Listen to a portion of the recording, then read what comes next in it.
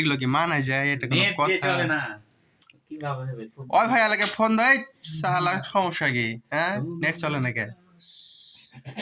Net নাই।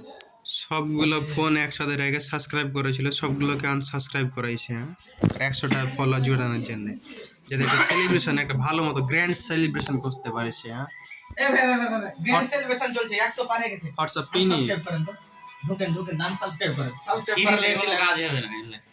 Income হলে কইছে যে বন্ধু বান্ধব যত যা আসে বাবাকে একটা পিকনিক দেব। তাও কই ঢেল কে মারছিল ধরো আমি যায়, মাছড়ু তাই নাকি? তো ভালোই গালি দিয়েছে কেমন হয়েছে? এলা না জেনে গেল লাগে না। লে ভালো লাগছে, ভালো লাগবে।